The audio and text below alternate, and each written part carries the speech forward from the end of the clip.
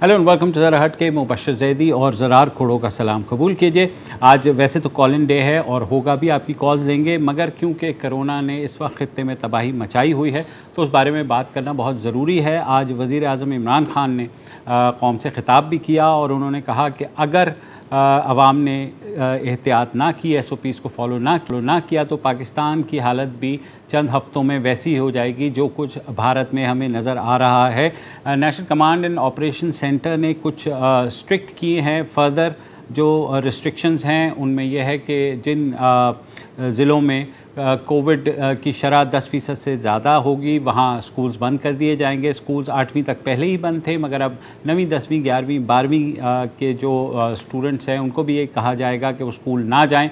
और जहाँ तक ऑक्सीजन की सूरत हाल है पाकिस्तान में, तो 90% तक कह रहे हैं पाकिस्तान की ऑक्सीजन जो है, जो डेली की प्रोडक्शन है, वो कंज्यूम हो रही है।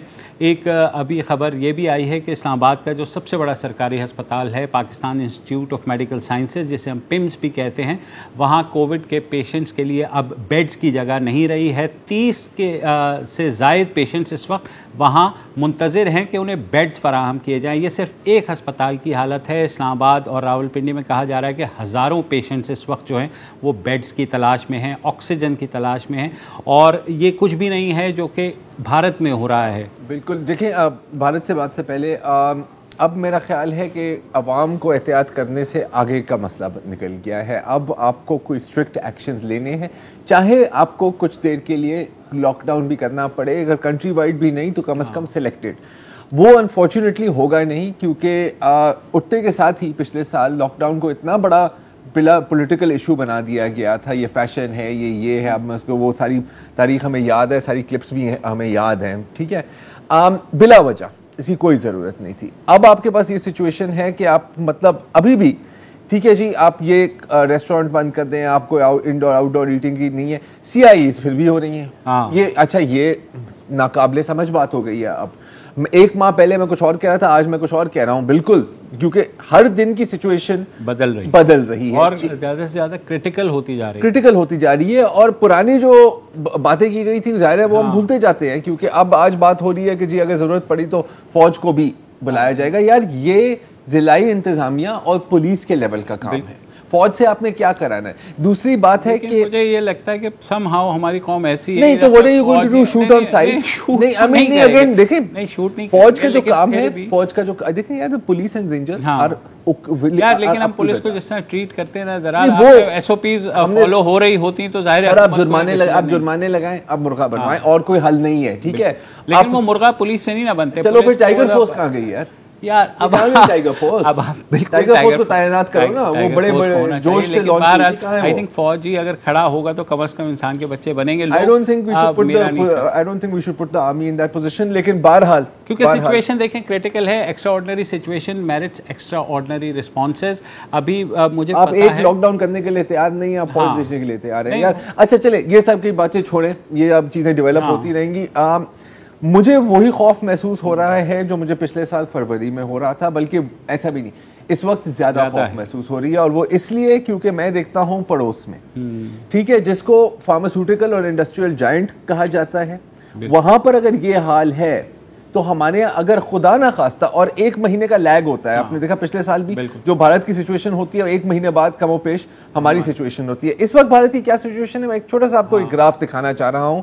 ये पहले तो आप देखें कि फरवरी में, अगर वो ग्राफ प्लीज स्क्रीन पर ले आए, फरवरी में ये आप देखें बिल्कुल नीचे था। अब आप देखें कि मार्च में कितनी तेजी से ऊपर बढ़ता है, जाता रहता है, छत फाड़ के निकल गया है बिल्कुल। तो माय पॉइंट इज कि एक हफ्ते में भी ये चीज इतनी जल्दी स्प्रेड हो जाती है, क्योंकि अभी भारत में 3 वेरिएंट्स घूम रहे हैं और एक ट्रिपल म्यूटेंट वेरिएंट। बिल्कुल कोई टाइम नहीं लगेगा इसको बॉर्डर पास करने में। आप इसको वाघा पे नहीं रोक सकते सर, ठीक है, आप ड्रोन्स डिप्लॉय नहीं कर सकते इसके खिलाफ। अगर आ गया, और जो हमारा इस वक्त का जो मौजूदा हाल है कैसे आपसे कंट्रोल हो? बिल्कुल। बहरहाल अगर इंडिया में इतनी क्रिटिकल सिचुएशन है, उसमें एक खबर ये भी आई है कि पाकिस्तान की जो सबसे बड़ी charity organization private ambulance service है, ईदी फाउंडेशन, उसके जो इस वक्त सरबराह हैं फैसल ईदी, उन्होंने भारत भारतीय वज़ीर आज़म नरेंद्र मोदी को एक ख़त लिखा है और कहा है कि वो 50 एम्बुलेंसेस और स्टाफ दे सकते हैं भारत की इस मुश्किल में। अगर वो चाहें तो बॉर्डर्स ओपन करके वो जा सकते हैं वहाँ पर। फैसल ईदी हमारे साथ मौजूद हैं। फैसल भाई, आप जो ऑफ़र किए, ज़ाहिर है जो मरहूम ईदी साहब थे, हमने देखा वो भी उन्होंने कभी इंतज़ार नहीं किया कि पूरी दुनिया में कहीं भी मुसीबत आई हो, ईदी फाउंडेशन वहाँ था। आपने भी उन्हीं की तकलीद की। तो मुझे बताइए कि आपने जो ख़त लिखा है, पहले वहाँ से कोई रिस्पांस आया या ख़त लिखने का आपका मकसद है क्या? बिल्कुल, वालेकुम सलाम। मैंने ख़त में जो है वो मोदी साहब से रिक्वेस्ट की है कि हमें इंडिया में जो सिचुएशन हम देख रहे हैं मीडिया पे, मुख्तलिफ इंटरनेशनल और लोकल, हमें बहुत ही परेशानी है, तशवीश है, और हम इस मुश्किल की घड़ी में आप लोगों की मदद करना चाहते हैं। हमने जो फैसला किया है कि 50 एम्बुलेंसेज हम लेके वहाँ पे आना चाहते हैं अपने वॉलंटियर्स, अपने मेडिकल टेक्नीशियन टीम के साथ। और अगर आप इजाज़त देते हैं तो हम आप पे कहीं पे भी बर्डन नहीं बनेंगे। फ्यूल भी हम अपना खुद कर लेंगे, और जो रिसोर्सेज और सप्लाईज हैं वो भी हम अपनी खुद अरेंज कर लेंगे। सिर्फ हमें आपकी परमिशन की ज़रूरत है वहाँ पे आने की। तो फैसल, आपको बहुत सराहा जा रहा है भारत में भी, पाकिस्तान में भी। पाकिस्तानियों ने भी इस जेस्चर की बहुत तारीफ़ की है, और गालिबन आपकी ईदी फाउंडेशन की तारीख रही है कि पूरी दुनिया में कहीं भी कोई अगर ऐसी कुदरती आफात या अगर ये पहुंच सकते हैं, ये पहुंच आप लोग पहुंच जाते हैं। तो अभी तक कोई रिस्पॉन्स आया है आपको? नहीं, अपना बिल्कुल रिस्पांस नहीं आया मुबशिर भाई, कोई वहाँ से रिस्पांस नहीं आया। मैं उम्मीद है कि कल जो है वो देखते हैं कि कोई आए, हाँ या ना में, या जो कुछ भी है। फैसल, जो ऑक्सीजन का इस वक्त क्राइसिस हुआ है भारत में, तो है या हमारे यहाँ कहा जा रहा है कि 90% जो ऑक्सीजन है वो कंज्यूम हो रही है, जो डेली की प्रोडक्टिविटी और वो बढ़ रही है। तो एक तो आप क्योंकि सारे सूरत हाल को जानते हैं, तो थोड़ा उस बारे में बताइए। बिल्कुल बशीर भाई, ये जो सिचुएशन बन रही है, पाकिस्तान में भी ऑक्सीजन की कमी है। पंजाब में सिंध से जा रही है ऑक्सीजन। और इमरान खान साहब ने जो है वो अपनी परेशानी का इजहार किया है, वो बिल्कुल सही किया है। और पिछली दफा भी जो पहली वेव आई थी उसमें सबसे पहले उसने इंडिया को मुतासिर किया था, फिर इसके 3-4 हफ्तों के बाद पाकिस्तान में जो है वो वेव आई थी। तो इस दफा भी जो है वो इंडिया आगे जरूर है, लेकिन हमें ये नहीं मतलब हमें ये जहन में रखना चाहिए कि वो पिछली दफा का अगर ट्रेंड चलता है तो पाकिस्तान में अगले 2 से 3 हफ्ते के बाद खतरनाक वेव आ सकती है। तो ऑक्सीजन की इस वक्त जरूरत ज्यादा पंजाब में है, यहाँ कराची से भी जा रही है वहाँ? हाँ, सिंध के मुख्तलिफ हमने ऑक्सीजन जो कंपनीज हैं उनसे रब्ता किया, तो वो खुद काफी बिजी हैं और वो पंजाब भेज रहे हैं ऑक्सीजन। और इवन महल से के भी जो है वो भेज रहे हैं, और ऑक्सीजन की इस वक्त शॉर्टेज है इस पूरे खित्ते में। और देखें, गरीब मुल्क जो है वो इस वक्त क्राइसिस का सबसे ज्यादा शिकार हो गए हैं। अमीर मुमालिक ने पूरी दुनिया की वैक्सीन खरीद ली हैं, सारे इक्विपमेंट खरीद लिए, सारी चीजों पे जो है उन्होंने कब्जा कर लिया है। अब गरीब मुल्कों को आपस में एक दूसरे के रिसोर्सेज पूल करके एक दूसरे की मदद करनी होगी, वरना यहाँ पे जो है वो बहुत बड़ा नुकसान होगा। बिल्कुल सही बात है। और फैसल साहब, ये मैं एक चीज का इजाफा करूं कि मैं मानता हूं कि अगर अभी मैं अमेरिका में होता या मैं अमेरिका की लीडरशिप में होता, मैं भी वैक्सीन किसी को ना देता, क्योंकि आपको नहीं पता कि कल कौन सी म्यूटेशन आनी है और आपको क्या 2 की जगह 4 शॉट्स ना लगाने पड़े। ये बात समझ में आती है, अच्छी बात नहीं है लेकिन समझ में आती है। लेकिन फैसल भाई, ये भी तो सच है ना कि जो ग्लोबल साउथ है, पूरे अफ्रीका ने, पाकिस्तान ने भी, भारत ने भी एक ये अपील की है कि यार कम से कम हमें रॉ मटेरियल्स दे दो, कम से कम टेक्नोलॉजी ट्रांसफर कर दो, या ये जो वैक्सीन के ऊपर जो पेटेंट प्रोटेक्शन लगाई हुई है फार्मास्यूटिकल कंपनीज ने जिन्होंने बनाई है, उसको आर्जी तौर पे हटा दें ताकि लोग लो कॉस्ट वैक्सीन ये डेवलपिंग वर्ल्ड में भी बना सके। लेकिन उन्होंने ये भी नहीं किया। ऐसा ही है ना? बिल्कुल, आप सही कह रहे हैं। जो ये बड़ी कंपनियां हैं जो दवाइयां, वैक्सीन वगैरह जिन्होंने ईजाद की हैं, इन्होंने अमीर मुल्कों से इतनी दौलत कमा ली है कि अब जो है इनको जितना उसकी डेवलपमेंट और रिसर्च के ऊपर खर्चा हुआ था उससे वो कहीं ज्यादा कमा चुके हैं। अब यूनाइटेड नेशंस को और अक़वाम मुत्तहिदा को भी जो है इसमें अक़वाम मुत्तहिदा और वर्ल्ड हेल्थ ऑर्गेनाइजेशन इसमें इनिशिएट करना होगा। और इस जो फार्मूला है उसको जेनेरिक करना होगा, और इसको अगर नहीं करते तो गरीब मुल्कों को पायरेसी बुनियादों पे नकल कर देनी चाहिए, ताकि जो है वो करोड़ों लोगों की जानें बचाई जा सके। ना तो ये तो अमीर मुल्क और अमीर कंपनियां बैठ के जो है वो अपने पैसे कमाने के चक्कर में बैठे रहेंगे और हमारे यहाँ करोड़ों आदमी मर जाएगा। अच्छा फैसल, आपको क्या लगता है इस वक्त, जाहिर है हम सिर्फ आपका ओपिनियन ही जानना चाह रहे कि आपके ख्याल में लॉकडाउन ही आंसर है, या ये जो स्मार्ट लॉकडाउन या इधर उधर की हम कर रहे हैं, क्या क्या करें इस सिचुएशन में? देखें, स्मार्ट लॉकडाउन उस सूरत में कि सिचुएशन अंडर कंट्रोल हो। जब आउट ऑफ कंट्रोल होगी तो आप देखें बम्बई जो है या दूसरे जो दिल्ली है, जो सिटीज हैं, दिल्ली है, अब वो मुकम्मल लॉकडाउन पे चले गए हैं। और पाकिस्तान में भी अगर आवाम जो है वो सोशल डिस्टेंसिंग और मास्क वगैरह और हाथ मिलाने से इज्तनाब नहीं करेंगे तो यहाँ भी सिचुएशन वर्स्ट हो सकती है, और इसमें फिर लॉकडाउन के अलावा कोई और रास्ता नहीं होगा, और लॉकडाउन मुनासिब नहीं तो है। आप खुद भी इंटरेक्ट बहुत ज्यादा करते हैं लोगों के साथ, तो क्या मसला क्या है, लोगों को कैसे समझाया जाए? नहीं समझते लोग। अभी आज भी जो है वो बहस करते हैं कि ये ड्रामा है और ये यहूदियों की साजिश है और ये उसकी साजिश है और ये इसकी साजिश है। लोगों ने और मजहबी तबके ने बहुत लोगों का दिमाग खराब किया है झूठ बोल बोल के। अब उससे लोगों का जो है वो जहन मुंतशिर हो गया है, इसकी वजह से अब जो है वो ये क्राइसिस ज्यादा खराब होता जा रहा है। ठीक है, शुक्रिया फैसल भाई। इसलिए मैं ऑक्सीजन अभी से मंगवा लें। एक वक्फा ले लेते हैं और वक्फे के बाद आपकी कॉल्स देंगे।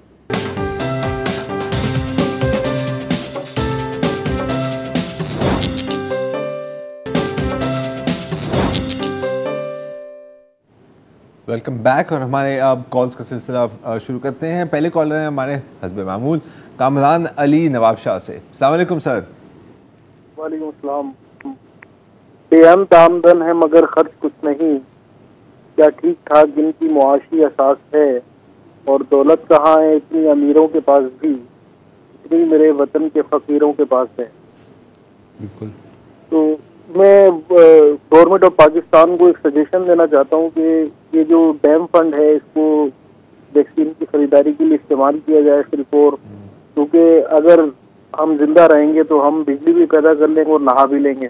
बात तो और सही दूसरा ये है कि ये जो वैक्सीन की खरीदारी के अंदर जो भी रकम लगाए हुकूमत, वो फिर दोबारा आवाम को 14 सरचार्ज तो ले रही है मुख्तलिफ बिलों के अंदर, तो 15 सरचार्ज कोविड सरचार्ज के नाम से तो वसूल भी कर लें, तो ये हिसाब बराबर हो जाएगा। ठीक है कामरान भाई जी। असलम आदिल हैं लाहौर से हमारे साथ। जी असलम साहब। अस्सलाम वालेकुम। वालेकुम अस्सलाम। जी भाई। जी जय साहब। जी सर फरमाइए। ये हमारा ईमान ये है कि जो इंसान कितना भी बड़ा गुनाहगार हो, कितना भी बड़ा गुनाहगार हो, उसको अल्लाह मौका देता है, उसको इजाजत है कि वो गुनाह से तौबा कर ले और अपनी जिंदगी जो है वो नेकी में गुजारनी शुरू कर दे। बेशक। ठीक है सर। सुप्रीम कोर्ट से जी एक बंदे को का हुक्म ये हुआ कि ये सारी जिंदगी के लिए ये डिस्क्वालीफाइड है, ये सादिक और अमीन नहीं है। और एक बंदे को हुक्म हुआ है कि ये सादिक और अमीन है। जिसको ये कहा गया कि सादिक और अमीन नहीं है, उसके गालबन उसके पोते और पड़पोतों को भी ये ताने मिलते रहेंगे कि तुम्हारा दादा और परदादा जो था वो सादिक और अमीन नहीं था। और जिसको कहा कि ये सादिक और अमीन है, उसके लिए छुट्टी है कि जो भविष्य कैसा रहे। मैं गुजारिश, ये कंफ्यूजन मेरा ये है कि इस बंदे का क्या बनेगा, इसका फेट क्या होगा, जो जिसके लिए ये कहा गया कि हमेशा के लिए ये सादिक और अमीन, इसके लिए कोई वो नहीं है गुंजाइश अपने आप को करेक्ट करने की, या अपना जो आइंदा जिंदगी है उसको सीधा करने के लिए कोई गुंजाइश नहीं है इसके पास। असलम भाई मसला ये है जब जो भी इक़्तिदार में आता है ना, वो अपने आप को अक्ल कुल समझना शुरू कर देता है। ही सेइंग के जो मुझे पता है क्या कह रहे हैं। हाँ, तो वो बात ये है कि क्या करे ये चीज़ नहीं, ये मेरा ख्याल पता है ये नहीं, वो इनके दो पॉइंट्स है ना। एक तो उन्होंने मतलब वो मेरा ख्याल है कि बुनियादी सवाल इनका ये है कि अगर आपको सादिक और अगर आप कोर्ट ने आपको कह दिया कि आप सादिक और अमीन नहीं है, तो क्या दोबारा सादिक और अमीन बनने की कोई गुंजाइश है कानून में या नहीं, ये उनका सवाल था। मतलब कानून में तो मेरा नहीं ख्याल कि कोई गुंजाइश रहेगी, मतलब नहीं हो सकता। लेकिन हमने देखा कि माजी में भी ऐसा होता आया है। यही अदलिया जो कभी किसी को कहती है कि आप सादिक और अभी नहीं है, बाद में उसको इजाजत। सर आज तक ऐसा ही है, आज भी ऐसा ही है, कल का किसी को नहीं पता। सही बात है। ठीक है, इम्तियाज हुसैन साहब हैं कराची से। अस्सलाम वालेकुम सर। वालेकुम सलाम जज़ाक खोड़ो भाई और अपना मुबश्शिर जैदी भाई, यू आर जेंटलमैन, आप दोनों बहुत मुझे पसंद है, वो इंटेलेक्चुअल है। दो बातें बस पूछना चाहता हूँ कि दूसरी और तीसरी लहर जो आई, ये तो हमारी प्यारी गवर्नमेंट को अच्छी तरह पता था, तो क्या सिर्फ अवामी सब कुछ करेगी या गवर्नमेंट ने एक साल में? सर देखें यहाँ इस पे रोशनी में डालता हूँ खुदा के लिए। देखिए आवाम को भी कुछ करना है और आवाम को सिर्फ इतना कहा जा रहा है कि आप SOPs पर अमल दरामद कीजिए, आप बाहर निकलें तो मास्क के साथ निकलें और आप से दूसरे जो हैं वो इन्फेक्ट ना हो ताकि। मगर मसला ये है कि हमारी आवाम भी चैम्पियन है और हुक्मरान तो चैंपियन है ही। जहाँ तक दूसरी तीसरी लहर का तो देखें, ये तो किसी को नहीं पता था कि दूसरी लहर भी आएगी, तीसरी लहर भी आएगी। तो सबको हाँ, सबको पता था, लेकिन इतनी खतरनाक हो जाएगी ये तो नहीं पता था ना कि अब वो पहली लहर को तो पीछे छोड़ के उसने कहाँ पहुँच गई। देखिए अगेन मैं कहूँगा कि अगर हम भारत से सबक सीखने की कोशिश करें तो वहाँ पर बुनियादी क्या मसले हुए थे कि एक तो जैसे आपने देखा कि जब बिल्कुल चीज़ें नीचे हो गई थी ना, तो जाहिर है कि देखो जो भी हुकूमत हो, जो भी सियासतदान हो, सबसे पहले चाहता है कि यार इसका क्रेडिट मैं कैसे लूं। ठीक है, इतना क्रेडिट ले लिया कि जो काम करना था आपको इन केस, ठीक है, क्योंकि बेस्ट केस सिनेरियो में तो कोई भी सही रहता है ना यार, आप प्लान करते हैं वर्स्ट केस सिनेरियो में कि यार कल मेरी नौकरी तेल हो जाए तो मैं बिल कैसे दूंगा। उन्होंने वो प्लानिंग नहीं की। हमारे यहाँ भी नहीं, मैं वही तो कहना चाह रहा हूँ ना यार कि एग्जैक्टली दैट। तो देखो हुकूमत की भी रिस्पॉन्सिबिलिटीज हैं, हुकूमत की सिर्फ रिस्पॉन्सिबिलिटी यहाँ पर खत्म नहीं आती कि लोगों को कि यार तो प्लीज यार इंसान का बच्चा बन जा। नहीं बनना इंसान का बच्चा किसी ने, ठीक है, आपको भी पता है, मुझे भी पता है। उसके लिए आपको खुद पहले दिखाना पड़ेगा कि बच्चे कैसे होते हैं। मतलब जाहिर है हमने भी वैक्सीन, आपको एक सैंपल तो दिखाओ, सैंपल तो दिखाए ना कि भाई जनाब ये तरीका है यार, इस तरह होता है बंदा। एग्जैक्टली। तो वही भारत। उबैदुल्लाह साहब हैं कोयटा से हमारे साथ। जी भाई। जनाब। वालेकुम अस्सलाम। जी उबैद भाई। जनाब अल्लाह का शुक्र सर, फरमाइए। जनाब मैं तो अफसोस होऊंगा कि कल परसों जो कोयटा में धमाका हुआ जी, उसमें 5-6 जी सर 12-13 जख्मी हुए। जी सर। तो एक तो ये है कि एरिया छावनी का एरिया है और फिर सरीना होटल ऐसा होटल है कि वहाँ पे आते जाते सब कुछ किया जाता है। के बावजूद वहाँ पे हमारे दोस्त जो सफीर तो वो भी कोयटा में था जी, उसको शहर में आसपास होटल में था। और तो हुकूमत को अभी एक जुडिशल कमीशन बनाना चाहिए कि क्या वजह है कि हमारे दो जो इस मगरबी रूट पे काम करना चाहते हैं उसको रोकने की एक वजह है, या यहाँ पे एफसी का जो वो है कि एफसी को यहाँ से सूबे से फारिग करना है, तो इस वजह से ये मामला हुए हैं। तो ये जुडिशल कमीशन के जरिए ये होना चाहिए और जो जख्मी और शहीद हुए इनको जो है जो इनका हक बनता है हुकूमत की तरफ से मुआवजा जो पंजाब में 1-1 करोड़ रुपए दिया एक बंदे को, अच्छी बात है। तो यहाँ पे वो तो पुलिस वाले थे। आई एम श्योर कि यहाँ पर भी हुकूमत देगी जो अगर शहरी इसमें शहीद हुए हैं, बिल्कुल। मगर जहाँ तक जुडिशल कमीशन की बात है, मेरे ख्याल में इस सबको हिला के रख दिया है कि ये इस जिस तरह का वाक़या हुआ है, तो जाहिर है गवर्नमेंट भी बहुत कंसर्न्ड है, सारे इदारे भी बहुत कंसर्न्ड हैं ये कैसे हुआ है, क्योंकि बहुत अरसे बाद कोयटा में हमने देखा और ख़ास तौर पे रेड जोन के अंदर इस तरह का जो धमाका होना बहुत ही बुरी खबर है बलूचिस्तान के लिए। अल्लाह सबको महफूज रखे। फ़िलहाल एक वक्फा लेते हैं, वक्फे के बाद वापस आते हैं।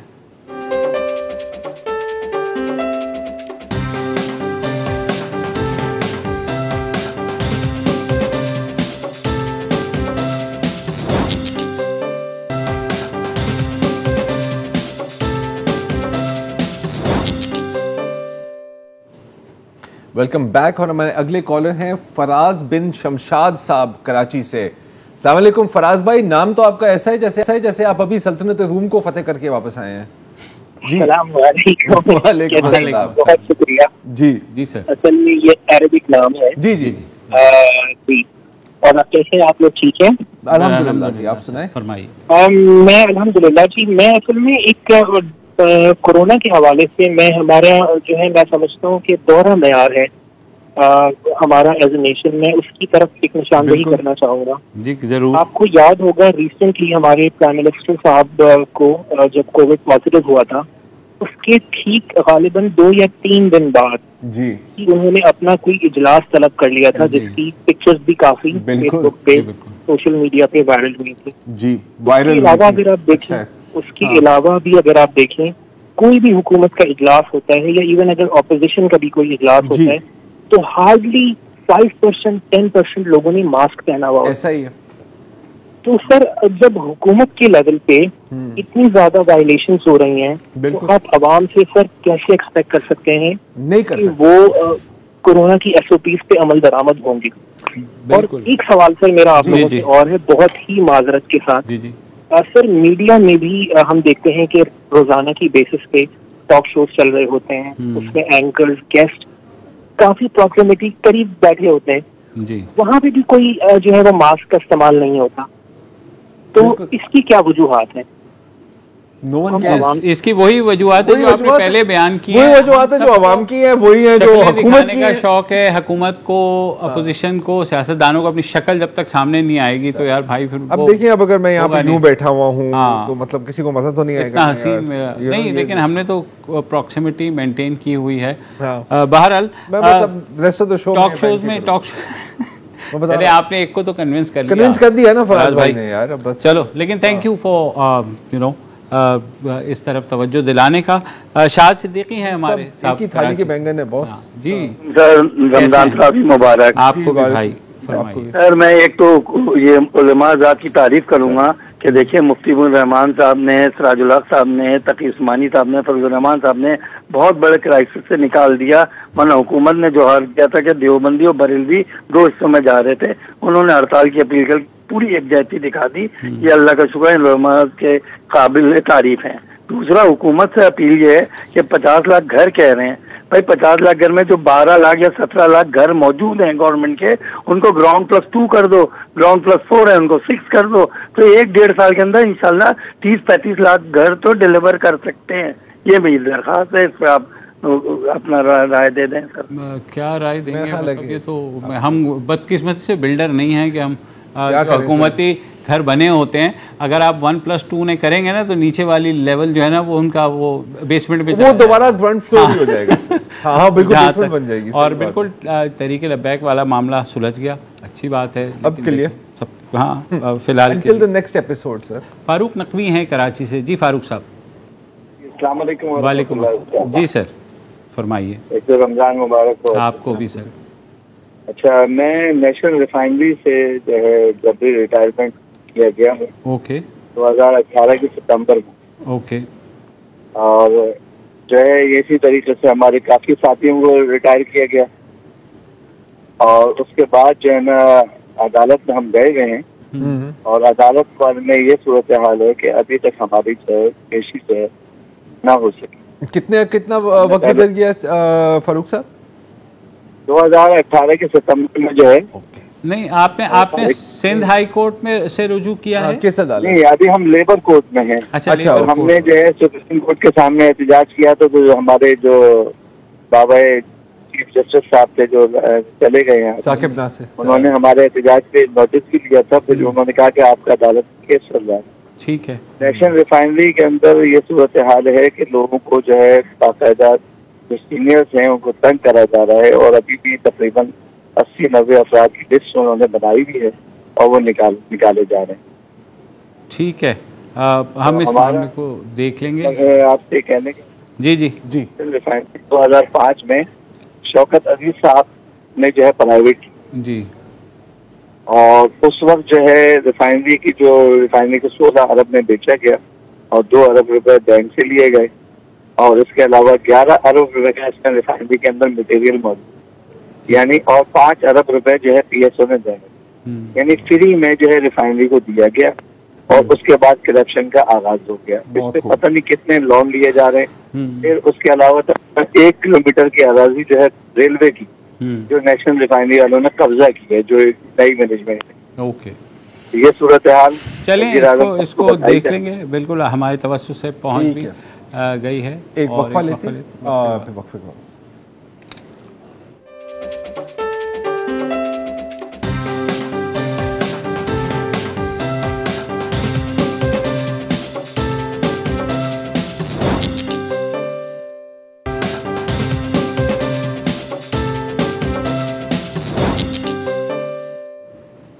Welcome back.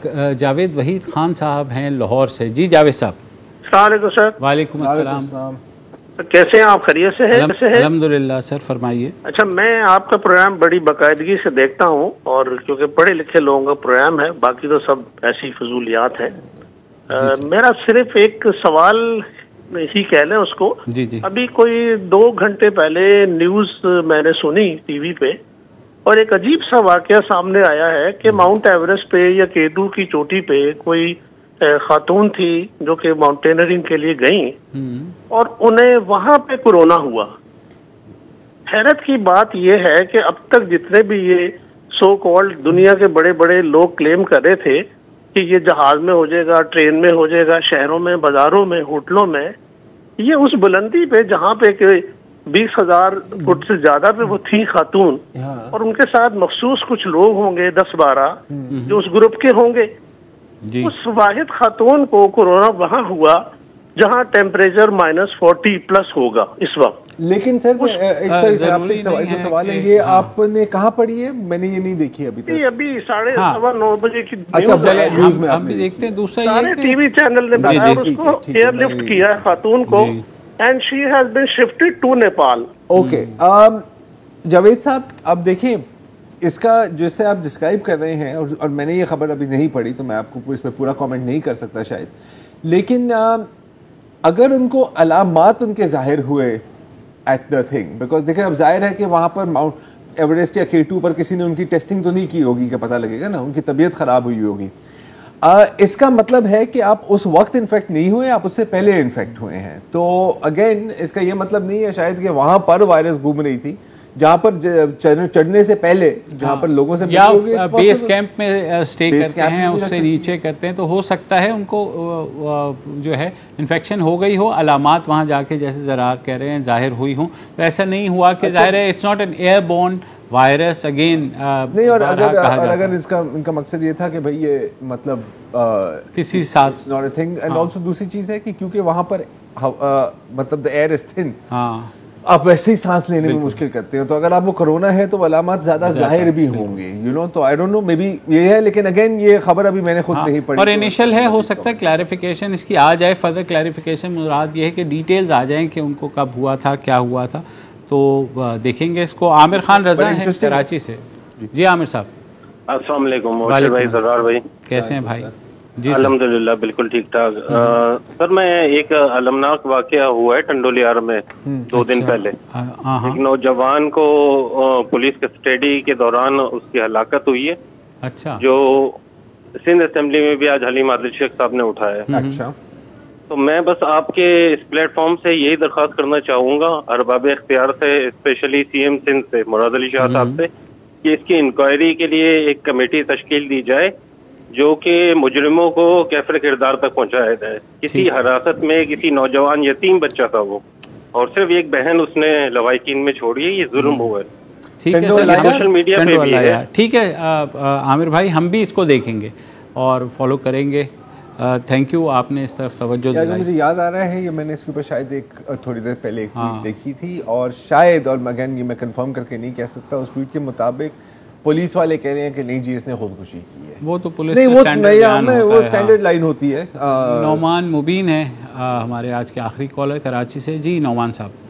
सलाम वालेकुम ज़ादिद साहब, दराज साहब, गुलजार साहब को भी सलाम, वो आज मौजूद नहीं है। बहुत मुझे ये कहना था कि जैसे इमरान साहब ने ईदी साहब से पैसे पकड़ लिए थे, मोदी साहब को कोई मुजाहरा होना नहीं चाहिए हेल्प लेने के लिए। दूसरी बात मेरी ये थी कि जिस कौम को आप पुर्तगाल गाजी के ऊपर लगा देंगे ड्रामों पे, आप इस डिनाइल में हैं कि आप गज़वा हिंद को फतह कर लेंगे, सिविक सेंस आप डेवलप नहीं करेंगे, माइंड सेट आप डेवलप नहीं करेंगे। ये मास तो एक अभी चले आर्जी 1 साल 2 साल, मतलब आप किसी भी वॉक ऑफ लाइफ में देख लें, आप पढ़े लिखे लोग, मेरा अपना बेटा वो लेवल कर रहा है, वो तलवार लेके निकला हुआ था, उसको बड़ा मुश्किल से समझाया। मतलब उसकी वो नहीं है कि वो कोई ऐसे ही किसी स्कूल में जा रहा है। आप जब तक माइंड मेकअप नहीं करेंगे बॉस, तो जब तक आप कैसे एक्सपेक्ट करेंगे कि कौम जो है आपकी जो है ना चीजों को फॉलो करना शुरू हो जाएगी। तलवार लेके कहाँ जा रहा था? जी, तलवार लेके कहाँ जा रहा था आपका बेटा? अरे हमारे घर के अंदर ही प्रैक्टिस कर रहा था उसने। मैंने यार ये तो मैंने भी किया है यार, मतलब बचपन में वो निंजा मूवीज नहीं होती थी, तो मेरी वालदा साहिबा के सारे जितने भी काले दुपट्टे होते थे वो मैं लेके मैंने निंजा बना होता था। खैर बहरहाल जिस तरफ आपका इशारा, तो बिल्कुल देखिए सिविक सेंस डेवलप होने में वक्त लगता है। मसला हमारे यहाँ कोशिश भी करनी पड़ती है, उसके लिए हमें बेस जो है वो डेवलप करनी पड़ेगी। स्कूल्स से लेके कॉलेजेस यूनिवर्सिटीज़ के अंदर हमें ये चीज़ दिखानी पड़ेगी। हमारा मसला आपने मुझे बहुत अच्छा आइडिया दिया है। पता है अभी हाल में ही मैंने एक वीडियो दिया था, वाइंड अप ही करना है तो मैं इस वीडियो के साथ ही वाइंड अप कर लेता हूँ, जिसमें ना ये छोटे बच्चे जैसे प्री स्कूल नहीं होता, किंडरगार्टन, ठीक है, तो उसमें उन्होंने क्लास में एक बस बनाई हुई थी, ठीक है, एक बच्चा चला रहा है, ठीक है, तो एक दूसरा बच्चा आता है, उसके हाथ में सूटी है कि जैसे वो बुजुर्ग हैं, तो एक बच्चा उठ के उसको जगह दे देता है। तो देखें उनको सिखा रहे हैं इस तरह उस उम्र से। इस तरह की और भी बहुत तरीके हैं जो दुनिया में इस्तेमाल हो रहे हैं। आई थिंक इस पर हमें करना चाहिए, इसमें करने चाहिए, ये अच्छा होगा। और हम क्योंकि बच्चों के लिए हमारी बिल्कुल प्रोग्रामिंग नेग्लिजेंट है ही नहीं, प्राइवेट टीवी चैनल्स पे तो है ही नहीं, कैरेक्टर बिल्डिंग पे तो फोकस है ही नहीं, बिल्कुल नहीं है, बिल्कुल। इसी के साथ आज का प्रोग्राम ख़त्म करते हैं, मंडे को दोबारा हाजिर होंगे। इजाज़त दीजिए, खुदा हाफिज़।